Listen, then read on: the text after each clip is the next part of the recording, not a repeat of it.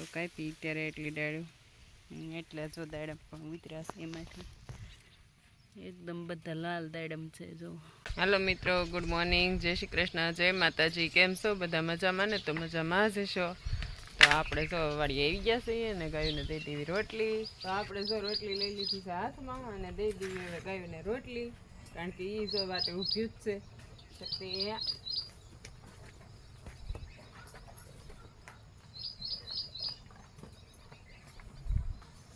હાલે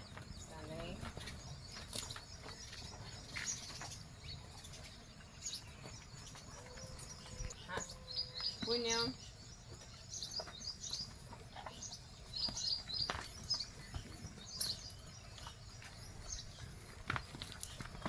દાદા હાલ હાલે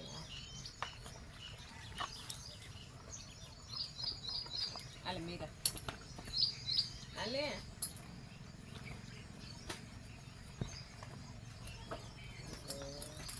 હાલ લે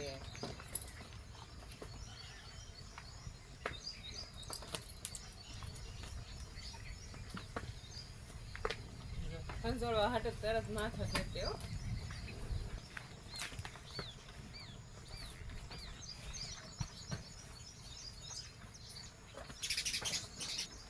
આને કેમ આહોડા વૈયા જાય એને નથી ફકત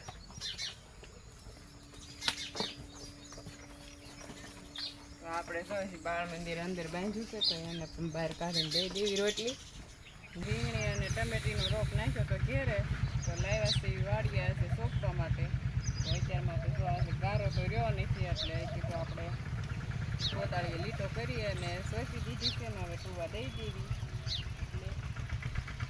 એટલે ગારો થઈ જાય એટલે મૂળીએ સોટી જાય.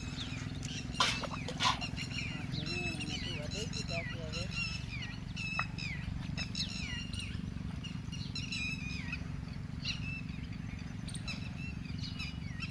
થોડુંક નાખ પાણી. કેટલા છોડવા છે? 10 સોંપ્યા છે અને હવે 8-10 આપણે ટમેટીના સોંપી દેવી. આપણે જો હવે ટમેટી પાસે સોંપવાની કદીથી ચાલુ ટમેટીમાં રાખવું પડે અંતર, કારણ કે છોડવો એનો પહોંચે એટલે સારી બાજુ ભેગું થઈ જાય. તો આપણે જો આ 2-3 ફૂટના ખાલા મૂકવાના ટમેટીને છોડવે છે. તો આપણે હવે ટમેટી સોંપી દેવી. ટમેટી સોંપાઈ જશે ને આપણે દઈ દેવી હવે એની તો ટૂવા. 2 દી સાર રાખ્યું મૂળિયા ફેરવી નાખે કા પછી હમણાં પાવું ને નગર પાવું પડશે પછી કે નહીં. હવે આમાં આપણે શું કરીશું? એમાં ધાણા અને મેથી વાવવાનું છે. વાવણીયા જોડવાનું છે? ના ના, તો ધાણા મેથી આમ સાટી દેવાનું છે. ઠીક, સાટવાનું છે. મેં કીધું વાવણીયા જોડવાનું છે, વાવવાનું કીધું એટલે. પાણી તો લગભગ છે, લઈ આવો ડોલ. લાવવી પડશે હા તો પાઈ દઈ. આપણે જો ભીંડામાં પણ હવે શીંગ મંડી છે થાવા, ઓડી ઓડી થઈ છે.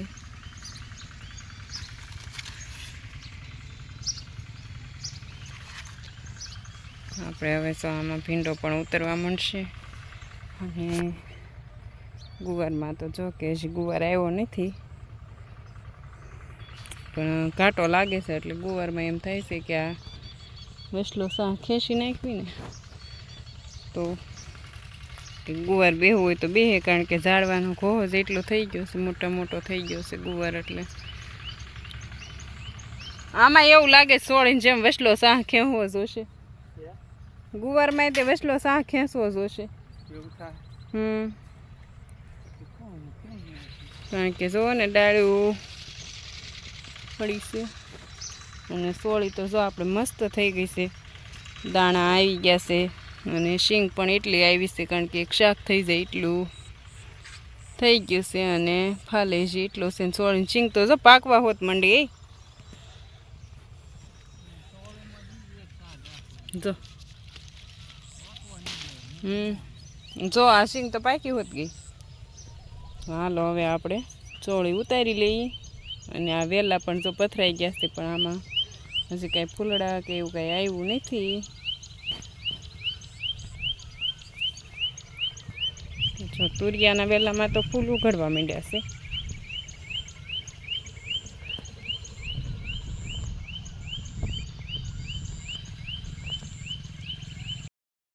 તો આવી ગયા અહીંયા ગાયો માટે ખડ વાઢવા. તો જો દાડમડીમાં રાજુ કાપે છે હવે, કારણ કે નીચે બહુ ઘોહો લાગે એટલે એમ થાય કે થોડુંક નીચેથી પારવા કરી નાખવી ઝાડવા. તો જો કાપી ત્યારે એટલી ડાળ્યું એટલે જો દાડમ પણ ઉતર્યા છે એમાંથી. એકદમ બધા લાલ દાડમ છે, જો બધા જ તે લાલ જ આવે છે. એમાં જો મસ્ત દાડમ 7-8 દાડમ ઉતર્યા છે નહીં. અહીંયા જો દૂધી તુરિયાના વેલા પણ એવા સડી ગયા છે. બોવડી જો આપણે હાવ કાપી નાખી હતી, થળિયું જ ખાલી રહેવા દીધું હતું. તો બોવડી તે જો પાછી બધી ફૂટી ગઈ છે ને મોટી થઈ ગઈ છે. અહીંયા જો લીમડો ઉછર્યો છે, એક સામે જાપે છે લીમડી. ત્યાં છે એક એને દાડમડીને ઓલી કરશે, એક આવડ્યા અને એક અહીંયા. અને ઓલા પણ ખટુંબરું એટલે થઈ જશે. આ નીકળી આગળ ખટુંબરું છે એટલે બધા ઝાડવા એક લાઈનમાં થઈ જશે. તો જો આપણે હવે શીંગ મંડી છે પડું ઢાંકવા. આ રીતના પાટલા હવે મીંડા થોડા ધીમે ધીમે ભેગા થવા.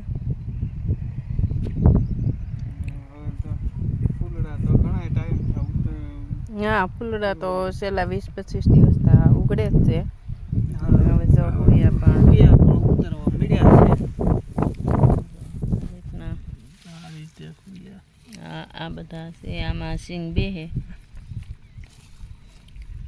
બધા આમાં ઉતરી જાય, બધા જમીનમાં વ્યા જાય એટલે આમાં સિંગ બેહી જાય. તો અહીંયા પણ છે હરવાર ખડ પણ છે, એટલે આવું ઝીણું ખડ. તો આપણે બે ગયા છીએ દાડમ ખાવા. તો હાલો બધા હવે મન કેતા દાડમ ખાવું છે, મેં માને ખાવું એમ કે નહીં, તાર થોડું ખાવું તો પડશે જ તે. મને કેમ ન કીધું છે?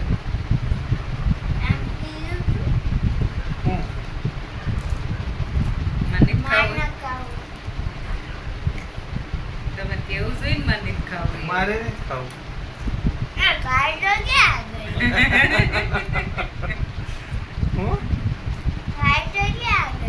તે કીધું મને, ખાઈને પછી એમ કયો ખાવું નથી એમ કરું તું. તે એમ તો ન કીધું કે લ્યો પપ્પા તો તમે અમારી મમ્મી નથી ખાવું, તમે ખાઓ એમ તો તે કીધું. મેં તને પૂછ્યું જ નથી ને.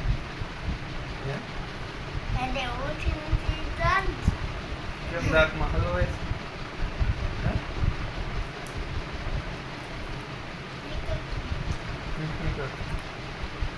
સિમેન્ટ પુરાઈ દીધી તો